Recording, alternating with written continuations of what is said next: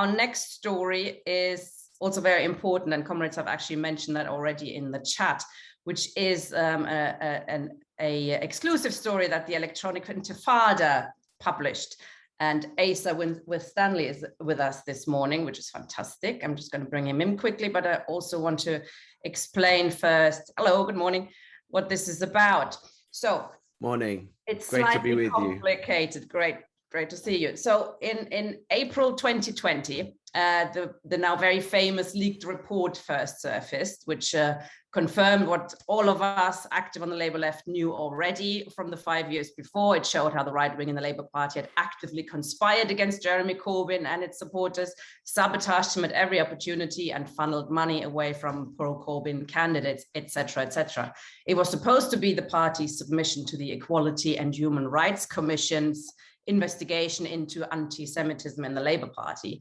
Jenny Formby, however, decided against submitting it, and it was then leaked publicly and spread like wildfire.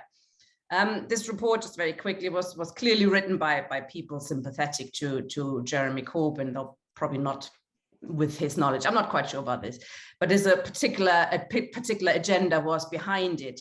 They wanted to show with the leaked report that people around Corbyn were very keen to tackle the so-called anti-Semitism crisis in the party. The report was supposed to show that they did everything in their power to eradicate anti-Semitism, but that it was the right and the old bureaucracy that stopped them from doing so. There are a few, in addition to understanding what the right did against this, there are a few sections in it which I found particularly unpleasant reading at the time, which showed that Jenny Formby and the leader of the opposition's office, Lotto, were pushing for Jackie Walker and Ken Livingstone in particular to be expelled quickly from the party. And there's a large section in which we can read about how Jenny Formby was repeatedly warning Chris Williamson to stay away from Labour against the witch hunt and things like that. So now that in response to this leaked report, Keir Starmer launched the Ford inquiry, which was supposed to establish if the leaks are true and who leaked it. That was supposed to be published in 2020, but comrades know it's been postponed and postponed again. The latest news is that it is supposed to be published this month. I'm not holding my breath about that. There's also been the party then also had to inform the Information Commissioner's Office when the leaked report was surfaced, which is the UK official data regulator. It's a legal requirement. And this is now the report we're talking about with Asa. This was the party's report to the Information Commissioner's Office into the leaked report, and that was sent in 2020. So according to this, actually the ICO could still fine the Labour Party for as much as £20 million, apparently, over the leaked report. So now Electronic Intifada has got hold of that report from the Labour Party to the Information Commissioner's Office. And Asa, you've read it all. You've not published it all, but you've read it all. What are the key parts of that report that jumped out for you? Well, yeah, that's pretty good summary you gave there, Tina. I mean, one tiny correction was that it's what I wrote based on reports in the Times was that it was $20 million, not 20 million pounds. I mean, who knows? I mean, this is very theoretical. I mean, this is constantly being hyped up by the Labour Party right, really, or it was more during the Corbyn years, because they were trying to say, the EHRC is going to bankrupt the Labour Party because of its inability to deal with anti-Semitism. So this is a continuation of that kind of smear campaign in a way. Nonetheless, the ICO does have these statutory powers. So yeah, we could see a very large fine coming in. And I suppose this is probably be the Labour Party's defence of spending this amount of money. So what stood out to me in this secret document, which we've obtained, was really, I suppose, two things. Was the £1 million. There's another another infamous £1 million. But I mean, this seems to have been in fees for lawyers and what they call forensic analysts and other consultants, basically trying to track down who leaked the leaked report in April 2020, just as Keir Starmer was coming in. So not any of the people who've done any of the potentially criminal things that any of the right wingers. This is about trying to find who published the leaked report. That's what I'm spending the money on, right? And I'm afraid, like this, I mean, I understand why people are demanding to see the fraud report, and I think they should demand to see it. But I mean, I'm afraid it's going to be another whitewash, really, because it's the whole purpose of it seems to be to find who leaked it, not to investigate what the leak actually said. So, you know, I mean, this to me is a bit like the Russiagate nonsense, where, you know, it was like, oh, well, never mind what these documents say. Like, for, you know, for example, with when in the 2019 election, when Jeremy Corbyn had these documents about what the Tories were planning to do with the NHS, never mind what they actually say. It's, oh, well, the Russians did it, you know, based on no evidence, by the way.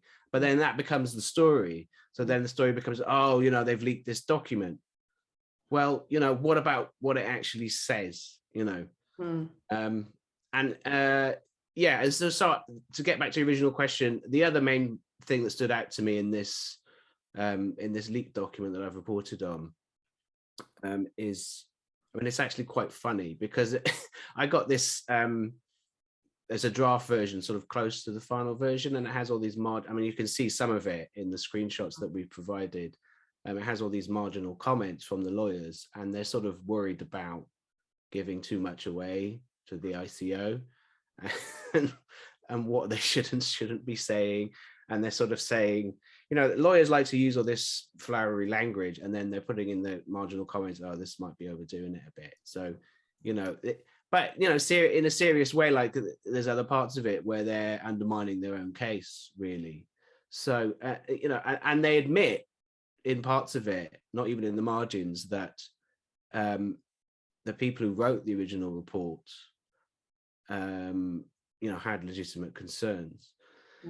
Yeah. So is there any sign that the actual authors who are named, also you're naming them in your article, including Laura Murray, will they get into trouble from this, you think? I don't know. I can't say. Yeah, I mean, I think the other major part of this story, which I think probably we haven't even made enough of, is just the fact that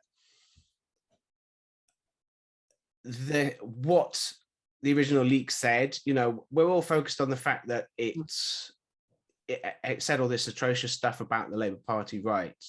You know, they were sabotaging Corbyn, they were allocating money to undermine pro-Corbyn Labour MPs or Labour candidates, and to funnel it towards right-wing Labour candidates. All this just blatant sabotage, right? So that was important. But we, as you said, like we knew that all along. Like it was obvious, it was clear years ago from 2015.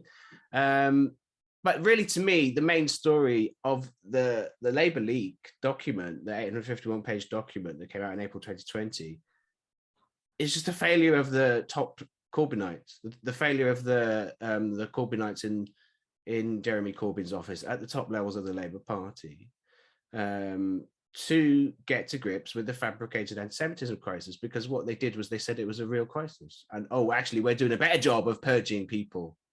You know, so like you, Tina, I found it a hard read. I mean, I did read all 851 pages.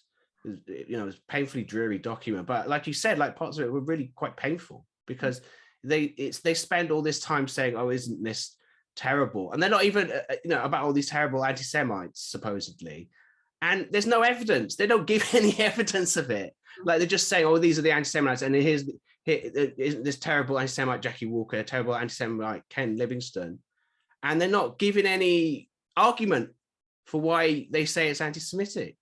It does make me angry, actually, because it's like this was what caused the failure of the so-called project. This was it. You know, this was the one thing that stuck for all the smear campaigns that they tried. This was the one that broke through. This was what caused the most division within the movement. So, yeah, I mean, it's hard to even write about it, to be honest, because it still makes me angry. And sad, yes, an opportunity wasted, wasn't it? I can only hope that we don't make the same mistakes next time, if there is a next time. I'm sure there is, there will be. Thank you very much, Asa, for coming on. I've put your article in the chat and everybody should read it. I'll put it in again. Thanks for coming on. And thanks for having me.